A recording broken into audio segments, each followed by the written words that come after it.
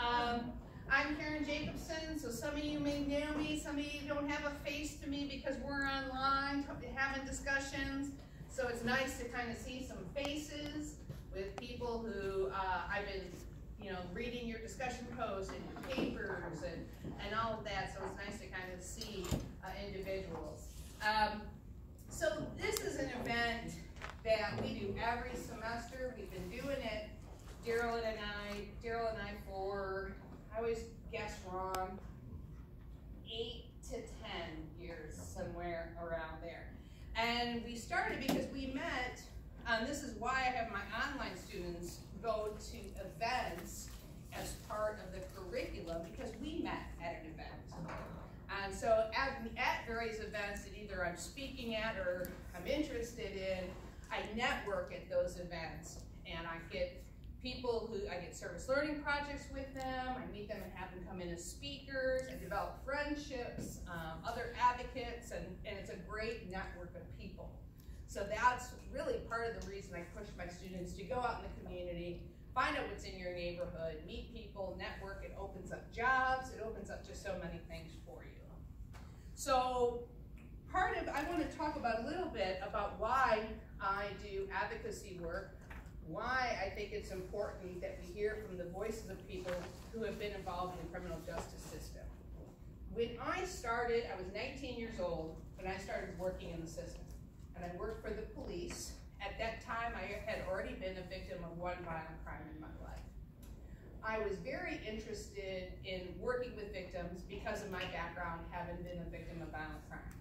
I worked on behalf of victims for about 10 years. In the midst of that, in my mid-20s, I was a victim of another violent crime, which just really solidified for me that I needed to do work in this area. I was very much a proponent and advocate for victims. Never gave much thought about offenders really at all. Had no kind of thought process about it, what put someone in those types of experiences, until I got offered a job to work in a maximum security prison in New York. And that was my first job working in prison. So I jumped from victims to working with hardcore male offenders. And I was a teacher there.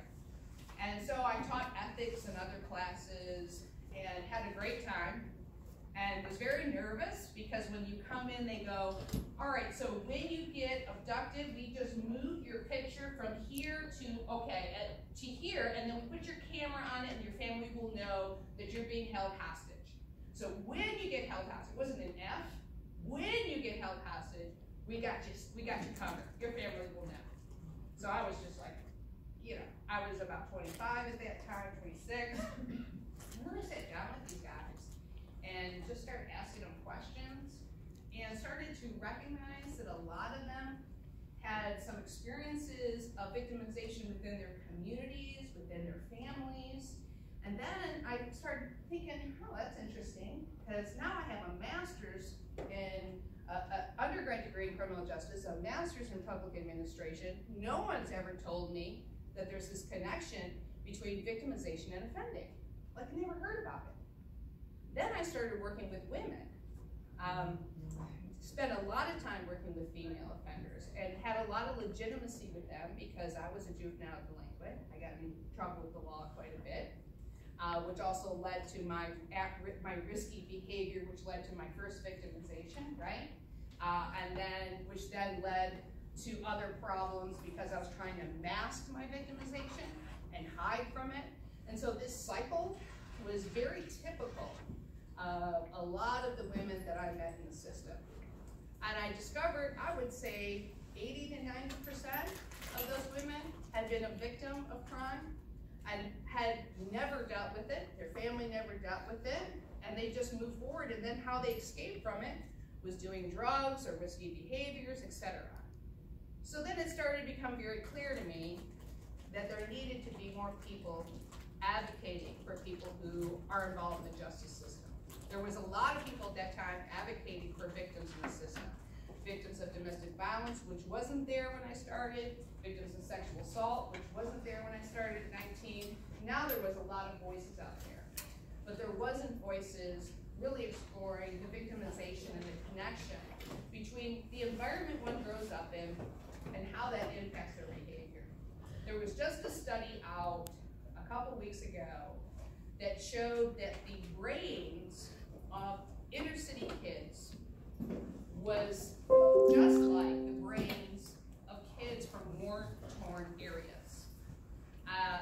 And just to be very brief, what it is an increase in in serotonin and noradrenaline, and the constant increase of that, and it's always up.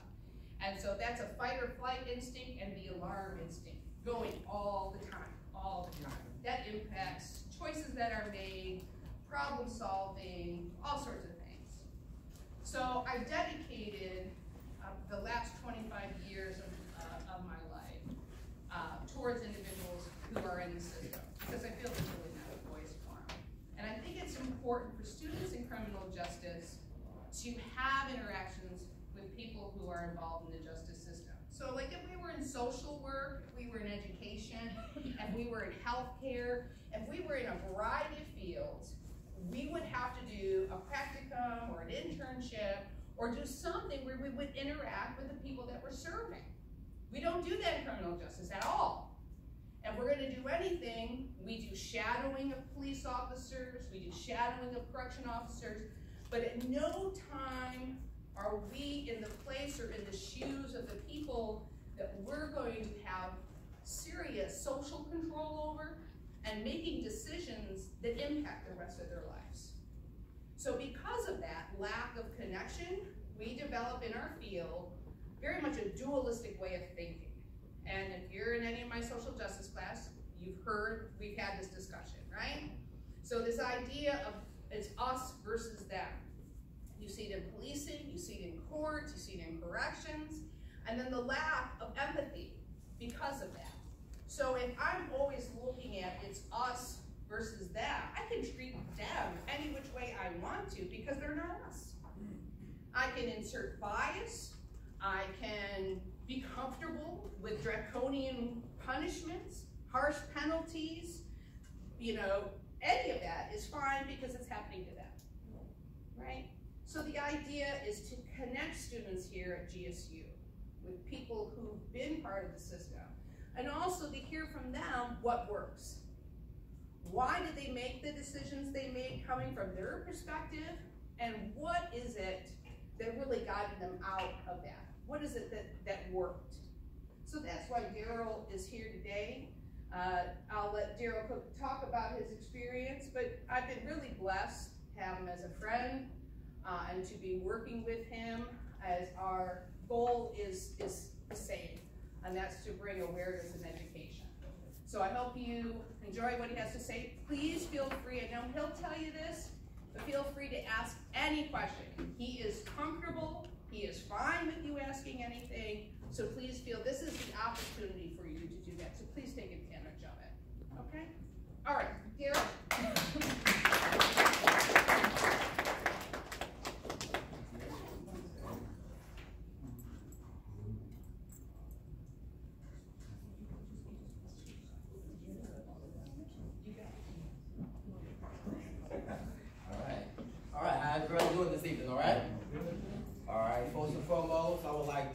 Introduce myself. My name is Daryl Cook. I am an alumni of Governor State University, and I just want to start off by thanking you all. Thank you all for taking the time to be in attendance today. Criminal justice system, social reform, transforming education are at the vital core of the things that we need to change inside our community. So I appreciate you for taking the time today to come in to hear what I have to say and create this space for healing inside this room. So thank you very much for that. Also, I'd like to say to you that I don't know the reason, but we know that people in the social work field, criminal justice field, we're wounded healers. So I don't know what it was that brought you to criminal justice, social reform, social justice, whether you went through something like this before in your life, whether you have somebody in your family that's incarcerated or not, but I want to let you know that this today will be a safe space for you to be able to discuss, for you to be able to process and think about and speak on any topic that you desire to speak on. And I'm saying this from experience because I remember coming in and sitting inside these classes, you know, when I first started coming from my undergrad. And I remember feeling like my luggage wasn't unpacked. You know, I knew I was seeking for something when I came here, but I didn't know what it was. So we're going to use this time that we have in here today to be able to process through that. Because I know the power of healing together. No magic happens when it's a room. When we have gumbo inside a pot, magic takes place. So I want everyone to be all-inclusive to this conversation today. This isn't anything that's going to draw a line in the sand to put one person on one side or put another person and pit them on the other side. This is for us to come together and grow as a community because ain't nobody going nowhere. So we got to make this gumbo work, right? Do we agree? Yeah. All right then, family. So today what's going to happen, I'm going to do a quick PowerPoint. When the PowerPoint is over, I'm going to open the floor up and just tell you a little bit more about me, and then I would love for you guys to give me any questions that you have pertaining to anything we discussed or perhaps some other topic. But we're going to use this space right now to heal and to grow together, okay? That's cool? All right, y'all. Let's go ahead and get into it. Before I go any further, I'll be remiss if I didn't say this, because every time I come, we get right to the speaking engagements, and I don't give the just due to your professor at Government State University like I should. You know, Professor Karen Jacobson, along with a wealth of other people in this school, have made it possible for us to have this type of conversation. And you don't get this everywhere. You know, this school that you go to covers like 3 counties. That means you have diverse classrooms all the time. You get different types of opinions on everything, you know, and it works. So I would just like to say I appreciate Professor Karen Jacobson for allowing us to have this space, and y'all really should give it up for her.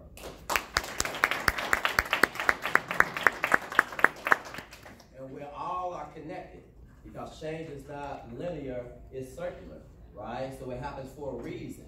Things don't happen for strange reasons. And I can say to you that I'm so proud today to sit here and do this, and I know she doesn't need to have this spotlight on her, but I'm going to put it on her anyway because she's the main reason that I'm at this school.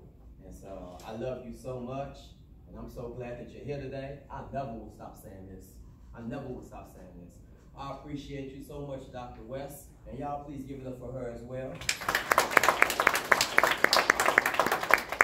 Because you allowed me to find myself inside a lost and found box. You know, when my mother wasn't here to take care of me, when I didn't have my family members there, you stepped in and you was more than a teacher. You stepped in that role as a mother, you stepped in that role as a sister, you stepped in that role as an auntie, and you have not let go of us. And this is the ultimate reason why I'm in front of you guys today. So, thank you.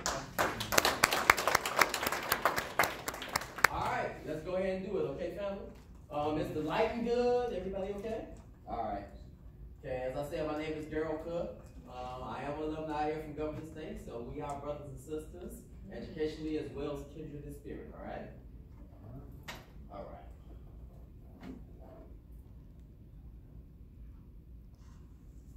Does anybody in the room happen to know exactly what this door is or what this is? That's in Africa when they took the slaves and they brought them to the United States. I think that's what it is. You're on point, brother. You're on point. Anybody else got anything else to add? Okay. I wanted to start with this. I start with this slide on my PowerPoint all the time because we're talking about trauma today, right? We're talking about people being hurt. We're talking about a criminal justice system that is broke. We're talking about mothers that are crying on a daily basis because they have to bury their sons. They have to bury their daughters. We're talking about violence that's happening in the city on both sides. You know, we're losing our sons, and people who are signed up to protect the law are losing their lives too. We're talking about madness happening, and I think the only way to deal with trauma is to identify it and understand that it's not just a traumatic experience that happens today. It's an experience that lives with you when you suffer trauma. If you go through domestic violence, if you go through any type of violence whatsoever, if you go through somebody hurting you, you have experienced trauma. And if you experience that same type of situation again in your life, your mind will automatically go back to the traumatic experience that you have previously before, and it will guide how you respond this time around, right?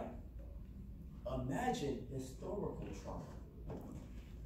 Like meaning, I didn't have to be on a plantation in order to feel what it feels like for my ancestors to pick cotton and to be treated like a slave and to be oppressed. I can feel that. That isn't anything that gets washed away with the next generation. So a lot of times we look at men and women, crimes that they commit inside our communities, and automatically we think sanction, sanction, sanction. We never think treatment, treatment, treatment. What made that person go into the store and sacrifice 25 years to life over $5 worth of food? What made a person do that? What made a person do that? Did we check and see was there any mental health issues? Because a lot of times we don't deal with mental health issues correctly in our community. We know when we send our young men and women to Cook County, inside there we know that Cook County could be labeled as the largest mental health facility in this state. So we should have people in place with the skill set to be able to deal with people that come through there, right? I've seen it happen so many times. One of my Mexican or Puerto Rican brothers that only speak Spanish come through, and then you have an officer that only speaks English, and they say, get up against the wall right now. And he didn't understand. He said, K, and he got beat up. Because of lack of understanding about mental health and an ideology that everybody that's incarcerated belongs there, and I don't see them as human. This is my job today, to humanize the people that we throw away. Because it's not like olden days where we can just send somebody off to another community and get rid of them, and then the sins of the community run away with that person. No, I told you change is circular. So we have to heal and help people. And that starts by cutting off the problem with the root and not just putting a Band-Aid on the busted pipe. The reason that you see a lot of trauma and dramatic experience happen inside our communities is because of this door right here, where you had men yoked on the neck, and you had women on another yoke, and you have their children on another yoke, and you had a man. I can imagine now. I understand how I feel right now, the passion I have inside of me to want to protect my wife and to protect my children. And I can't imagine a day having a yoke on my neck to where my wife is right there and I can't defend her. Or my daughter is right there on another yoke, about to get on another ship, and I can't protect her as her father. I can feel that. I can feel that. It's imperative that everybody in this room feel that today. Because when you see pain and you recognize situations that's happening, it's so important to understand the root. Once you went through this door, you will never see your family again. This door is as far as most of us can trace our roots, if we can get that far. It should bring something up inside of you to know that you have family members that's in Africa right now that you don't know exist. We got the same type of blood running through us. It's very important. This door is very important. It's very important for you to understand how much your genealogy line means to you. Because nobody has the power to change the man's genealogy line unless his power extends beyond the great God himself. And I don't care if you move from one country to another country. You are who you are. And that was taken from us. So when drama happens, when we feel pain, I have no flag to fall back on. I have no surface to go back to. No, I have nothing to look back on and draw for strength. Even when you see a movie, even when you saw the movie Wakanda, and sometimes he had to leave and go out to the field and talk to the ancestors. Why is this happening? We don't have that type of connection to go back to.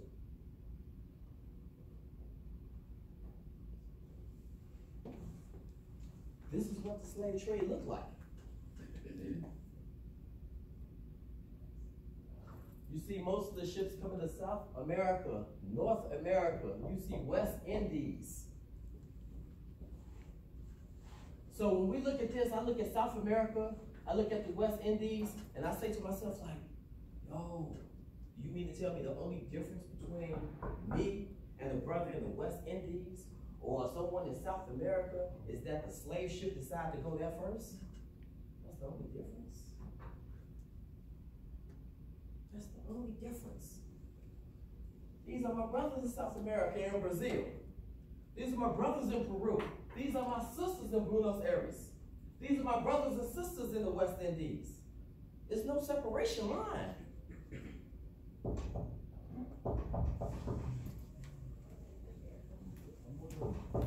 We're gonna get there. Let's see what this is. Come on, brother, man. Don't worry. What's your name, brother? All right, come on in, brother, man. You right on time. Right on time. Let's do this.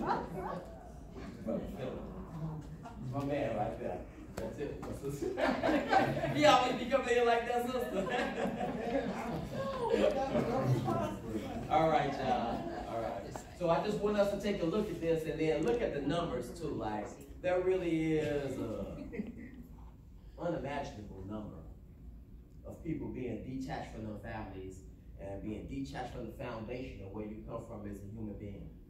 Just think about that. Think about the moms who was on slave ships and decided that I refuse to be a slave. I refuse to be oppressed to the point so much that I'm willing to jump off the ship with my baby in tow.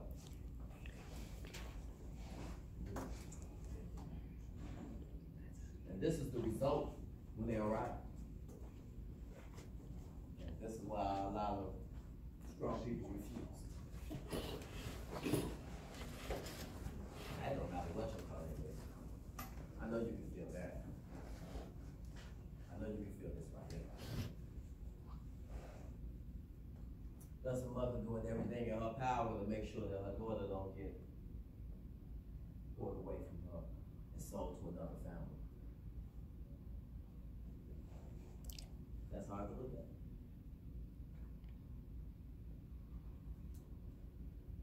And so when I look back at that picture, it's hard to detach the feelings when this is still the law of the land.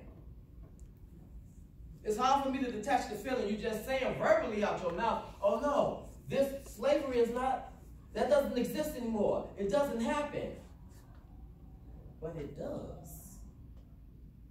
It does. The 13th Amendment made slavery unconstitutional except as for punishment for crimes where the party shall have been duly convicted. So that means that, okay, and I want you to think about this. I really need us to think about this because I need to put it in perspective about what this thing is that I'm talking about. Because we can get slavery, racism, and things confused if we don't understand the root and the bottom of it. And the root and the bottom of it is unfortunate but true, is that black people are always seen as a commodity in this country. That's unfortunate, but it's true. And there has never been a time throughout this country that we have not been oppressed. From the time that the slave master showed up on the ship, from the time that we went to the field, from the beatings and killings that happened on the street, from the correctional officer that encaged me inside my 5x8 cell. There has never been a time where I've been able, as a man, to defend and protect my black woman. Because that's the most unprotected person on the planet. Because of how her men get treated. And I'm here today to stop generational curses. And so this lesson today is not just one that's given to the oppressed. This message is to the oppressor.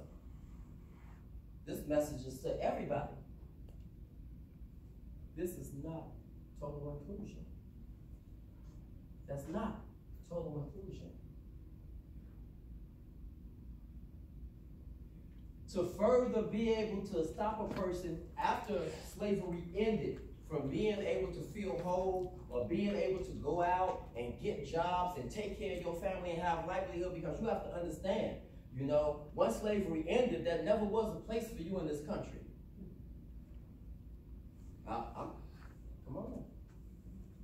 If they still giving away the 40 acres and the mule, I would like mine. That's cracking right there, 40 acres. There's never been a place in society after slavery for you. So imagine what that's like. I told you that you was treated like a commodity, right? Treat this and imagine this like Ford Motor Company. They start at 6 o'clock in the morning, like on time, right? Anybody work for Ford or know any family member that work for Ford? At 6 o'clock, they start on time. That line is going to move.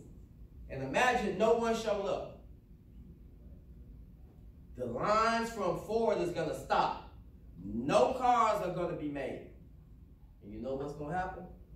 The people sitting up in that office is going to make some phone calls and try to figure out what the problem is. Because our money had just stopped. And that's what happened when you became free.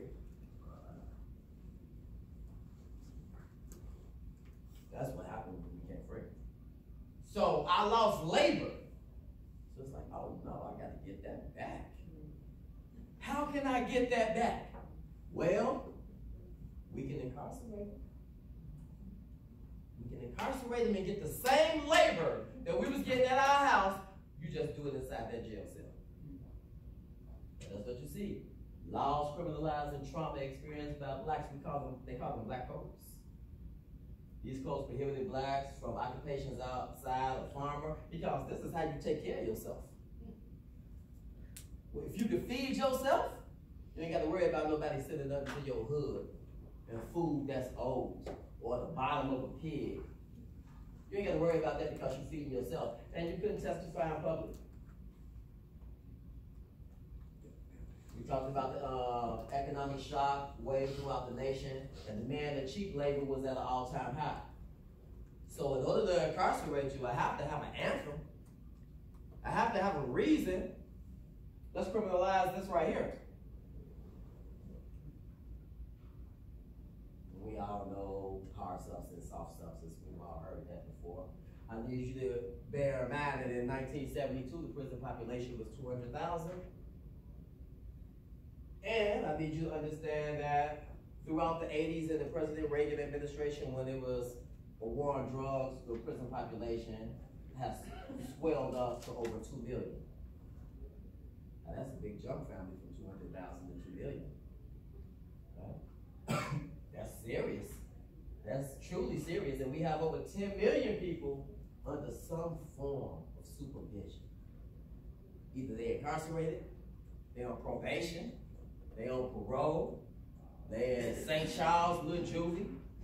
You're on some type of form of supervision and paper, which affects everything. Your right to vote, your right to get equal housing.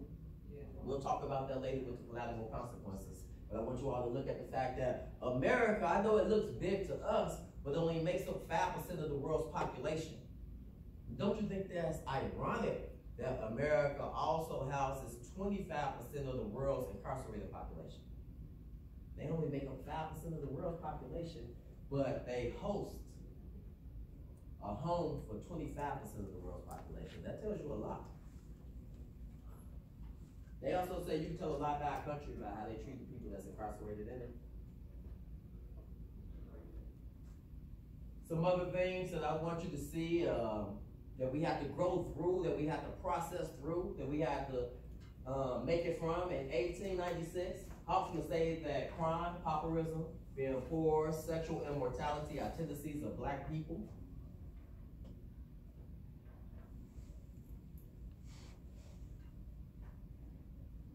The collateral consequences of being incarcerated, I mean, even if it was, okay, you did something wrong, even if they lied and you went to prison, and from that point, if things were set fair, we would still be able to make it.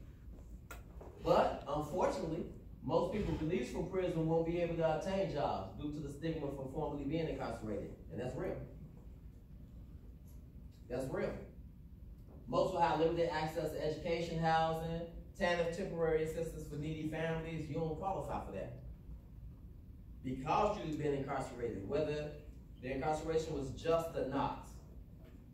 So that leaves you in the situation where you can't take care of your family, and now your children are gonna be like, you know what? I ain't gonna watch my mom suffer like this. I'm about to go out here and make it crack, and now we're back in the cycle.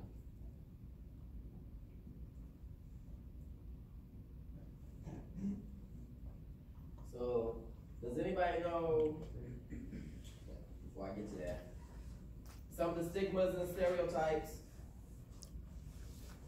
We talked about these already. This is historical trauma, and we talked about, those traumatic experiences. Like I didn't have to be on the plantation to feel that and know exactly what that feels like. And when we talk about the breeds hatred, I just need us to understand that that's a true thing. We've done so many different studies, in school. I don't know if anybody was able to see the study before, where they had half the classroom, I think like 5 people, half the class, be like the control group, where they had them incarcerated, and like half the class, the other was prisoners.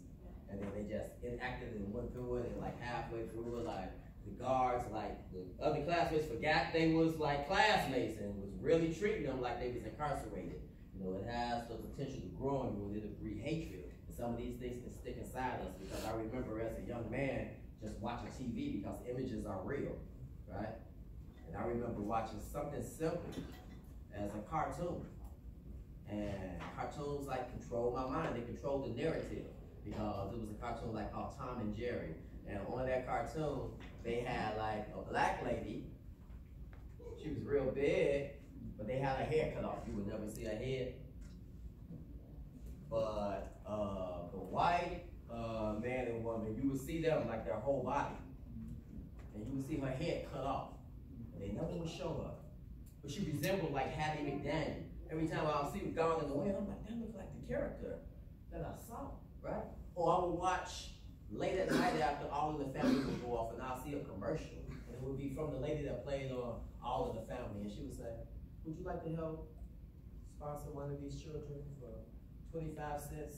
You could sponsor a child. And it would be like flies landing on them, and I was like, oh man, wow.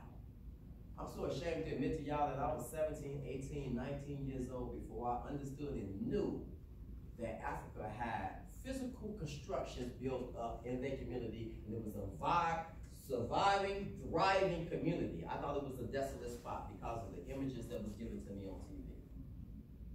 Images are very important, and when we see every day black men and women being shot and put on the news and stereotyped as the typical person to be incarcerated, it breeds something inside of us. And we know something is wrong with the numbers when black males only make up 6 to 8% of the population in Illinois, but we make up 60% of the prison population.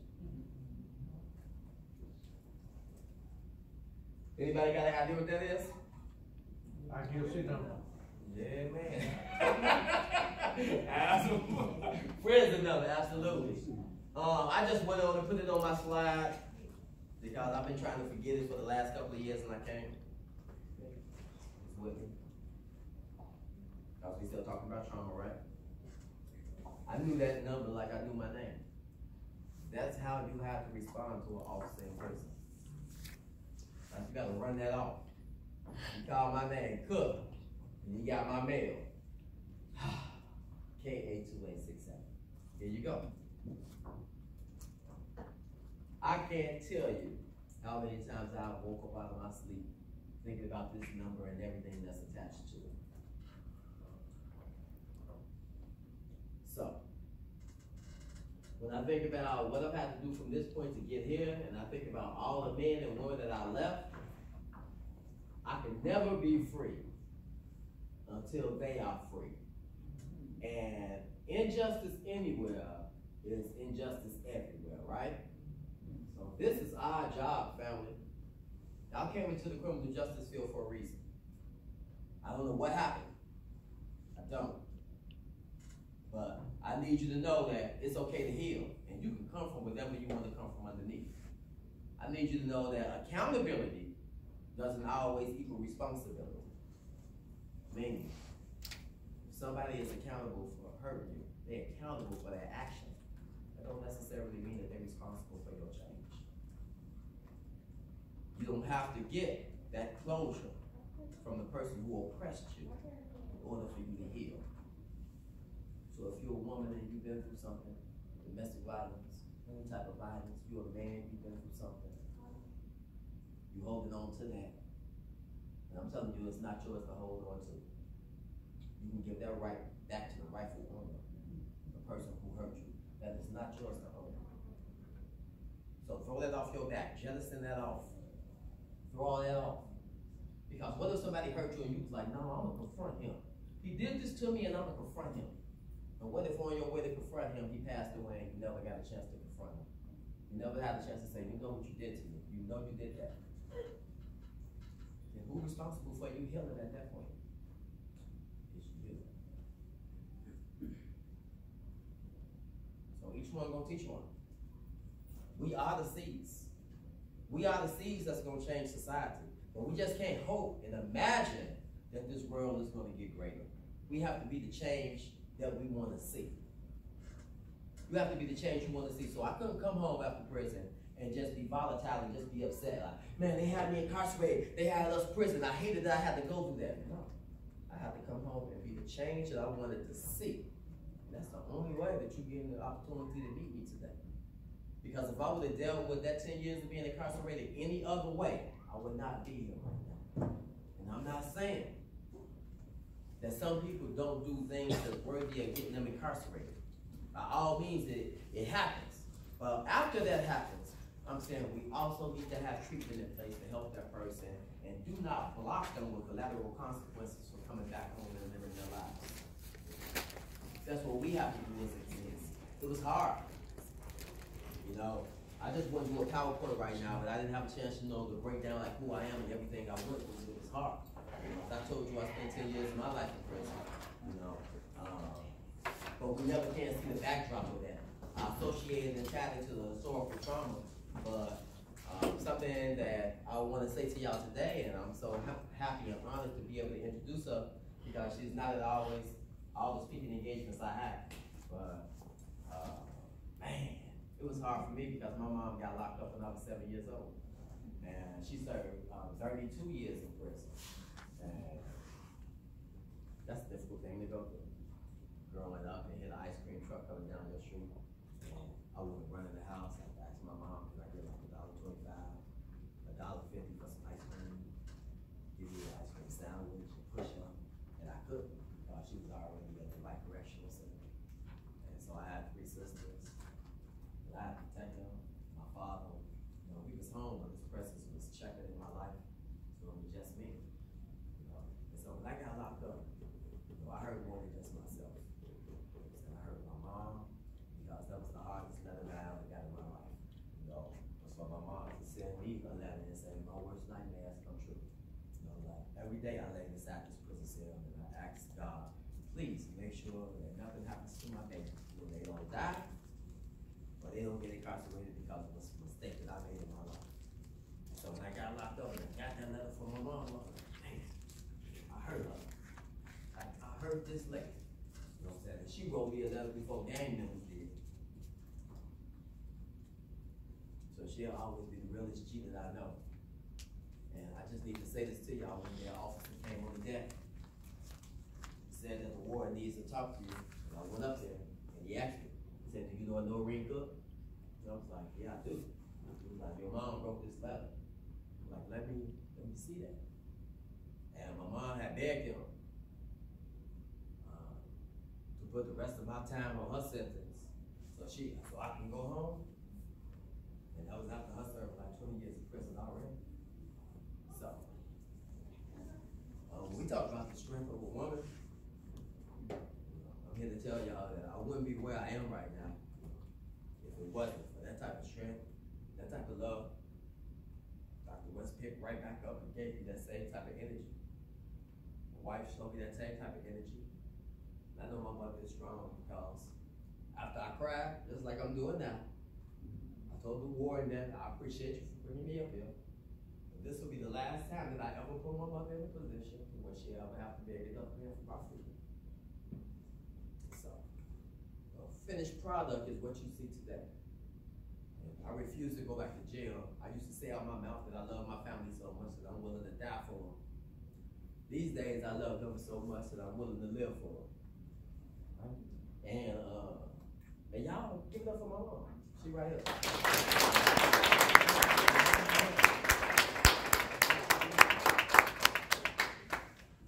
Thank you, lady. All right. All right. So I'm gonna go ahead and get ready to wrap up this PowerPoint. I wanted to make sure I put my information up here as well. I am author and national speaker D. Cook.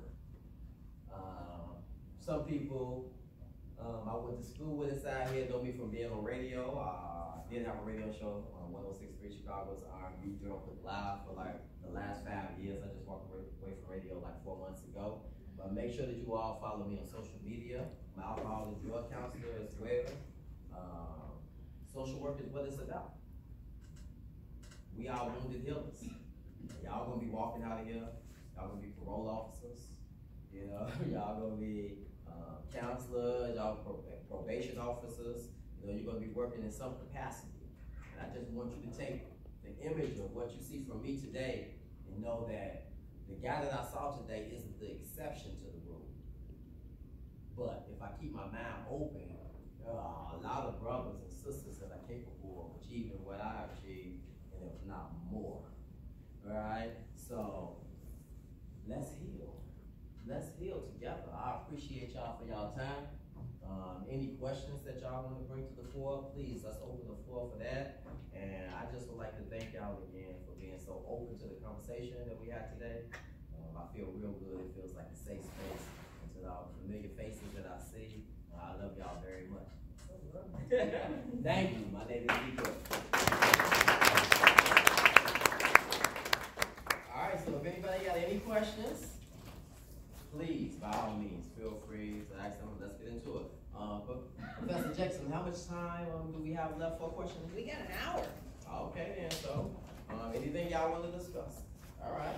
So, what's your name, sister? Hey, Taylor. My question was, what made you start writing? When did you start writing? When did you start? Oh, okay. So, after I got locked up, well, prior to getting locked up, I always loved words anyway. You know, like 2nd, 3rd, 4th grade, I remember a lot of times, like in class, if we were having an assignment, like the teacher would be like, I need you to read pages 1 through 10. You know, don't wait till the last minute. Read all that right there, and then come to class and talk about it. And I promise you, I would wait till like Sunday night, like 9 o'clock at night. I can read this real quick. You come in class and talk about it. And she was like, that's sensational. You did a good job. So it made me feel like, man, I didn't even really put an effort into that, right? And she gave me like a positive affirmation. She kind of like pushed me into the direction of saying, I might be a natural, right? You know, like, and I may not even been that good. But it's just the fact that she gave me the positive support and pushed me that I believed that I was capable of going out here and speaking in front of an audience or writing a song or something like that. So I jumped right into music.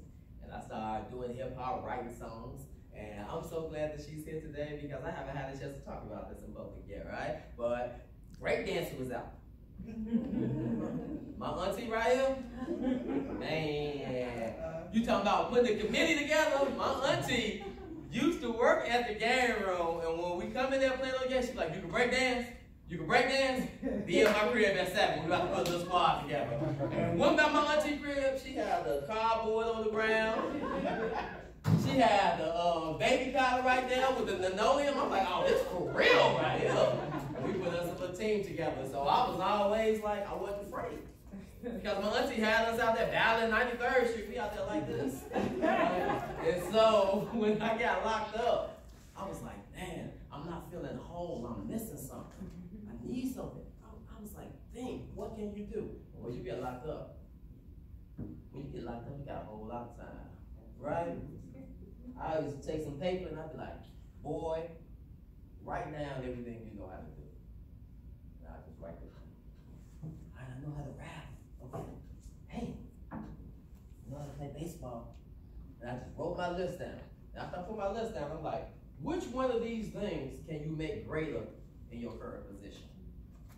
And it was the one with rapping and words.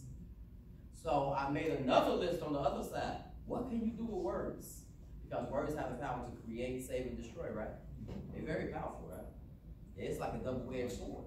You know, so that's why you got to be mindful of the things that come out of your mouth.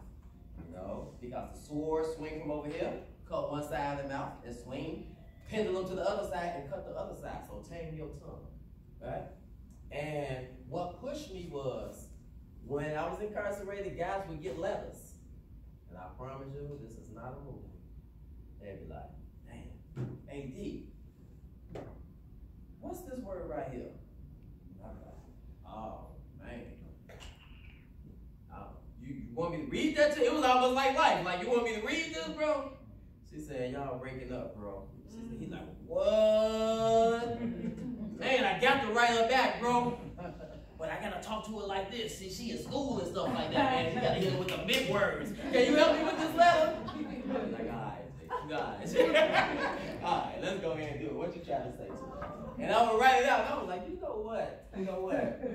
But why are they trusting in me with this? And we'd be walking around the yard. They'd be like, hey, D, let me holler at you for a second, man. You the only one just be acting like you got some sense, man. They like, you tripping, man. And I figured it out when I was there. Because a motivational speaker came to speak. His name was Victor Woods. And I didn't watch him the same way everybody else watched him. Because I knew I had an outlet. And I need to say this to you. I never allowed myself to be incarcerated. It don't matter what station they took me to. I never allowed myself to be incarcerated. I said, I'm going home. I don't care how many shanks I have to hold on the yard. I was like, don't stab nobody for real. You know what I'm saying? Just go home. Right? Don't stab nobody for real. You know what I'm saying? But like, you got it. That was my home for a minute. Like, I had to do that. You know, but I was like, I'm going home. So I kept my mind sharp. And I said, you know what? I'm come home. And my motto now is to leave every room that I walk into a better space than it was before I came. Right? So I said, you know what? I can rap. What can I do right now? Ooh, you can write a book, boy. You can write a book, man. It's just like writing a song. Just make the chapter long. So I just stopped going to the yard. And stopped listening. It didn't matter. At the time, I was benching like 315 for like 7 reps trying to get the team. And it didn't matter how strong I got, I couldn't work out of myself. So I was like, that's not how I'm gonna get free, right? I gotta exercise my mind. What did you do wrong to get here? And then that's the moment that pushed me to write. I have to accept that I made mistakes that caused me to get locked up. And I said, I have to write this. And that was the first time I healed and played back the tape of every mistake I made to get myself incarcerated. Then when I did that, the warden allowed me, because I wrote a letter to him and asked him could I start speaking to the men just like he allowed Victor Woods to speak to them. And he said, yeah. So when guys were coming to the joint, it would allow me, after they came in, then they got peer pressure services, and they had classes about AIDS and stuff like that, and do your bit, don't let your bit do your time. They would allow me to speak to them. And I would spread that message of how I felt when I came in, and you know what I'm saying, it's okay for you to be scared, you know, but you got the bit to do, and this is how you need to do this time. So when I got out, I didn't have to search for who I was. Like, I hated going to prison, but unfortunately the education that I got, you know, helped me find and discover myself inside a lost and found box. So I know what my job is now, is to come and speak and connect with souls like this. And when I'm out on the street, these brothers like press my hands and they can identify with me. Like, yo, this brother got locked up. Or sister see me and be like, I trust that this brother gonna say something real to me when I ask him a real question. So that has me writing my second book. So I hope you write your book, because you're gonna ask me that question if you ain't had it inside you, okay? All right, I hope I answered your question, okay? Anybody else? What's up, bro? What's your name, bro? Jim, Okay, cool. what would you say would be the most important focus on the justice system? Now, when I'm talking about this, I'm talking about when you said healing, I'm talking about what would they have to be held accountable, because there's so many people that have an opportunity, they make a mistake, but yet they go into the system, right? And just like yourself, and I wouldn't say you are the exception to the rule, I'd say you are the rule, you are the example, because we don't want other folks to follow in a negative footstep. But it's not to say that one area doesn't teach and learn from the other area. So if the justice system is broken, what would you say, personally going through it all, what would be the most critical component that you would want to see fixed? I appreciate that, Bill. That's on point. So course, there are a plethora of things that I can discuss and talk about right now. Before a person got, you know what I'm saying, incarcerated, poverty inside communities, educational school system, those things are there. But we're dealing with, once a person gets locked up right now, and they're inside the criminal justice system, I think the biggest problem is I see is this, and I'll say it like this. I have seen hundreds of men before they got released from prison, and their conversation sounded like this. Man, I can't wait to get home, bro. Man, I can't stay inside here, man. Let me go out here, man, give me some money, take care of my family, man. I'm gonna work me a job, and I'm handling my business. And out of those hundreds of people, I see 10s, 20s, 30s, 40s coming back. Right back. Coming back, right? So that tells me that, because I saw the energy that they had when they left. Like, I ain't never coming back. Get that up. You can give away all my blankets. I never need that again. Take that, get that away, wash that, get that to somebody else. And they came back like before the sheets got folded up. So that tells me that it's a problem with our probation system after a person gets released from prison. So it takes too long to transfer from a prison cell where you felt encaged to me becoming a thriving member of society.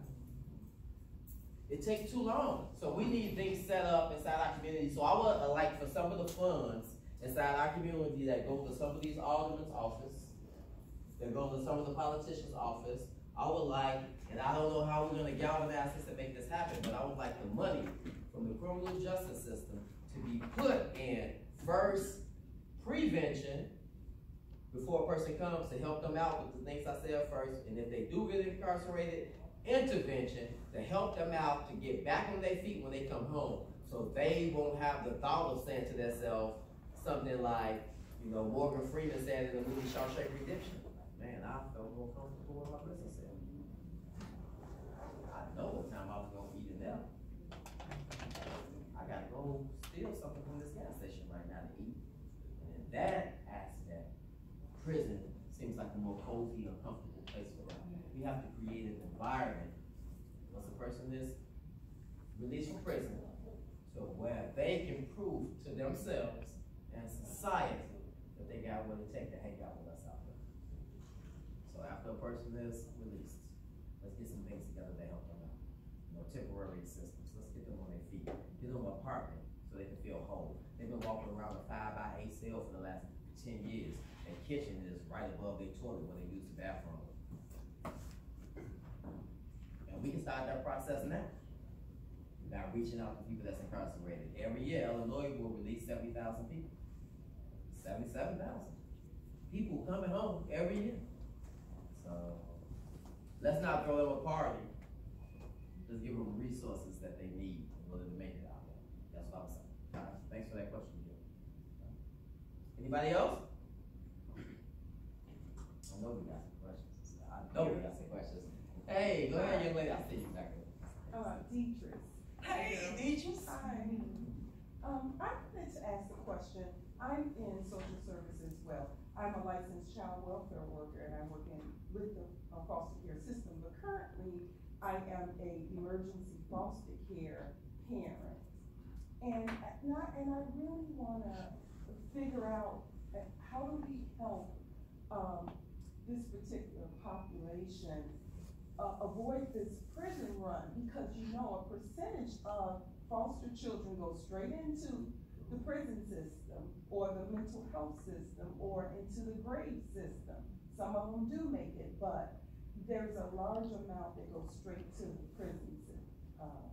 And like, for example, you have youth in your home, and you have so many rules in this child welfare system that it's not like raising your own child, but they want you to treat it like raising your own child, but you can't. You have to follow their rules. So I'm just wondering, how do you keep them from going into that system? So, Deatrice, thank you so much for that question. You just got the hamster in my head, like running right now, like 1,000 miles per hour. Because the population that you talked about, that's a population that we really have no funds set aside to assist. Like children who are in foster care, children who who have incarcerated parents, like there is nothing set up, you know, for them. And they're dealing with other abilities and illnesses, just like any other child. And just like we're dealing with epilepsy, just like we're dealing with, you know, any other situation where it requires us to have funds to assist the person to be able to make it through it. We have nothing for CHIP or foster children. You are absolutely correct when you talk about the numbers of people being incarcerated coming through the foster care system. I saw that tremendously a lot, you know. And the number one thing that they said is that they never felt hope and their families didn't reach out to them.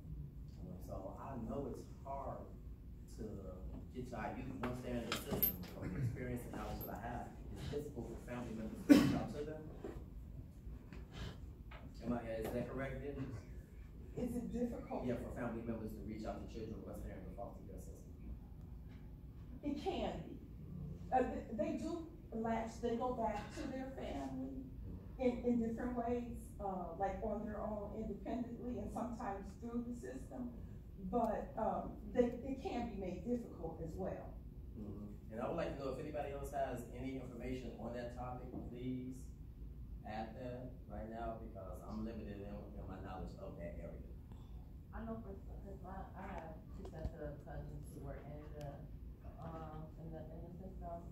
Sometimes it can be very difficult because once they're in there, you can't like have contact. Like one of my aunts, she had 6 kids, and she had at one point she had them all taken away, and it was like a no contact. She could not reach out. So in order for her to get them back, eventually she had to go through the court system. But our court system is, everything else is more of a priority than sometimes the kids. So it is made very, very difficult, unfortunately. If there's I was gonna say, if anybody, I'm sure the name over involved, Keith Browder, if you were to see this series on Netflix, it talks a lot about, because he was a child who was brought up in the system, didn't assume he was born, his parents were not around. So the series talks a lot about like how he felt growing up being foster or being one of those kids. And then his foster mother talked about like all the difficulties it was to raise, I think, 5 kids or something like that. So like, if anybody had a chance, it talks a lot about, her question in the series. And what's the name of it again? The Cleve Crowder. Okay. Yeah. Thank you. Here, and then I come right back to you, okay? One of the problems is the fact that the children have no structure at home. So when they are placed into a foster home, all these rules, when you're telling this poor kid that literally had to run as a home, or maybe dad was incarcerated, or mom is not around as much as she should, and now you're gonna throw these rules at this kid, and he just got taken away from his family. It's very, very, very difficult. I couldn't imagine myself. But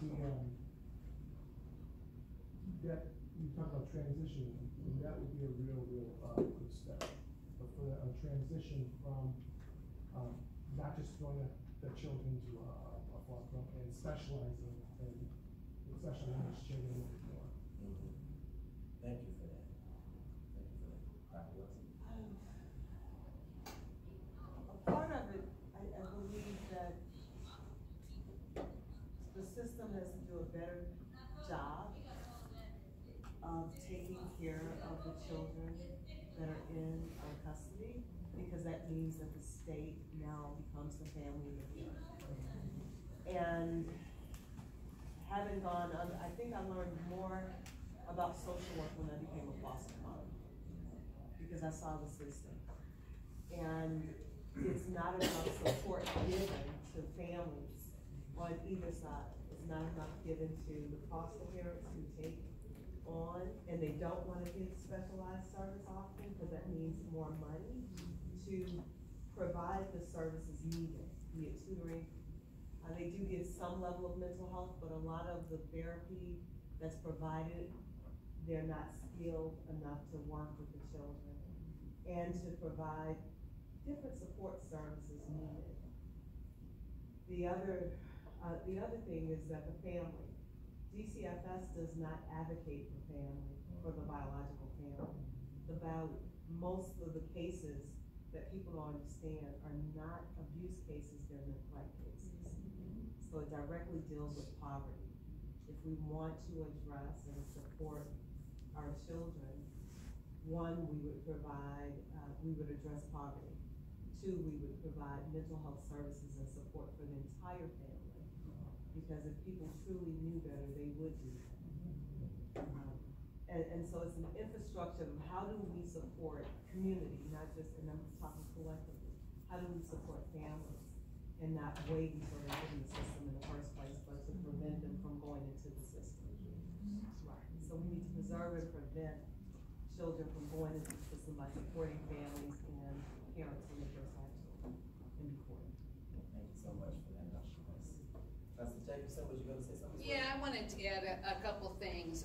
I think we really don't have any idea statistically how many kids in foster care have a parent who's incarcerated. Not every state records that information. So we're kind of, this is dark figure that we don't even have a grasp on.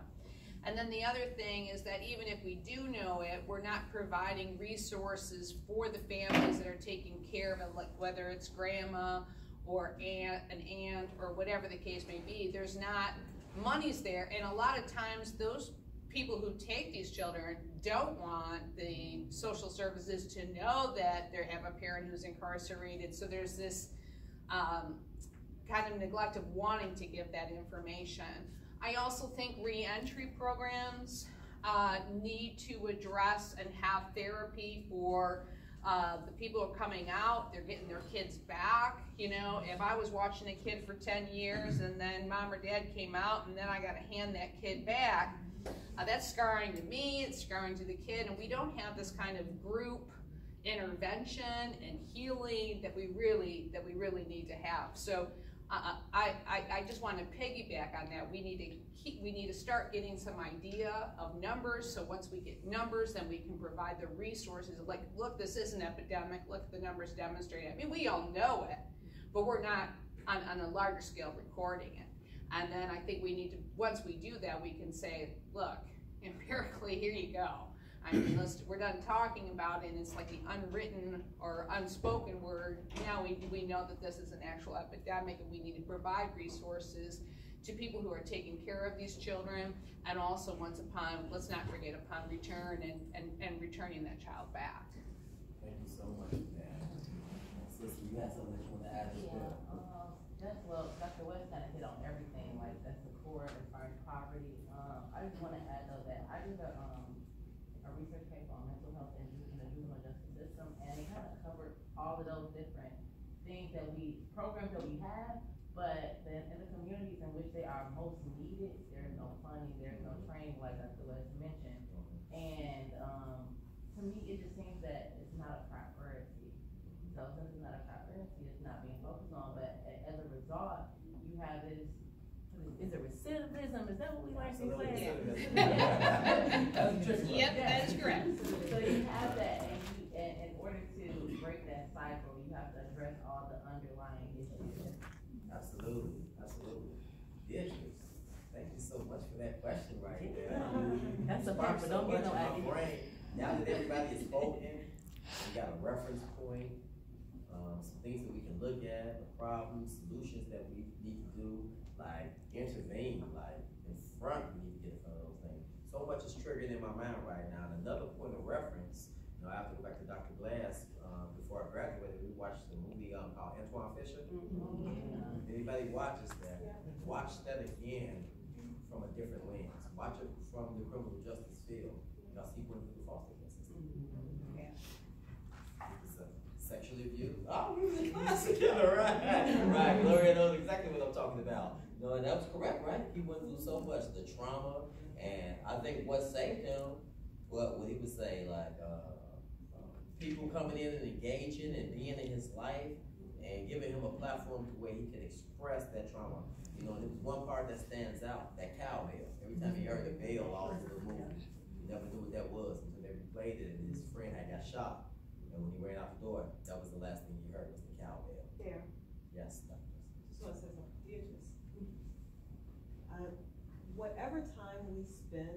with children who are coming through the system, as long as we are consistent, loving, and caring, they will never forget us. Even if they don't stay with us. So my foster daughter was with me for 1 year, and she was probably around 10 or 11 years old. I bumped into her over the weekend, and she's 15 years old. She's in a wonderful home. She's doing very well. She said in front of her mother, her adopted mom, she said in front of her, she looked at me and she said, "You taught me how to be a strong Black woman." And I was shocked because it hurt me to let her go. But I knew my capacity. But she remembered and she never forgot. And I was just really, really shocked. And what I said to her was, "You taught me how to be a strong Black woman." But she was, I felt like a failure that I could not keep her and do what all of I wanted to do for her. And seeing her, she taught me, thank you. You don't even know how much you did for me. And so whatever we do, even if it seems small, it could be gold to that other person. Awesome. Thank you so much for that, Dr. Daryl, comment. I had the experience of seeing how broke the criminal justice system really is. My nephew was arrested in 1998. He was released in 2004. From the beginning of his time in the county, all the way to the time of release, I experienced how broken this thing was. When he was trying to do things in prison, he was stopped. When he got released, his probation officer actually fought us. When we got him a job, she fought us to even, he was working for the trip, we were gonna try to get him down there. When he got off late, she said, "I'm gonna reincarcerate you if you can't get home." This last train, it forced me to buy a car. I could go on and on about this, but the system was just, it was a horror story. I don't wanna tell the whole story about the time in Stateville, how his first 5 years he had to just learn how to survive. You know what I'm talking about, just to survive. You couldn't learn anything educationally because you just had to survive. When he did release to go to another place down in Shawnee, he had became a barber. He had became a pretty good barber. They had a program down there where you could get a license.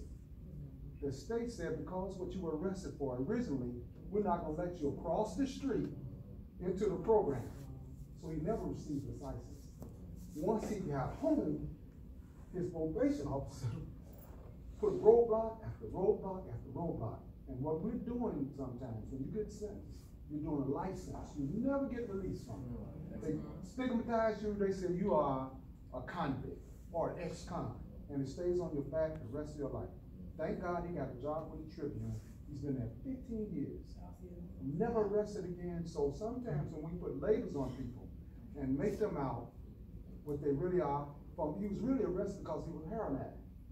And it was just unbelievable. You know, just go on and on and on and on. I could go all night. I wrote a little bit about it in the class. And a lot of times people do not realize, they don't know just how bad it was. My sister had no money, so he got a public defender. He had a lawyer, she couldn't afford the lawyer. The circle, it's just a vicious circle. It's a vicious circle, on and on, it never stops. So. Now, I really want to thank you for that point right there. And that's another point that I want to make sure we recognize this too, because we don't deal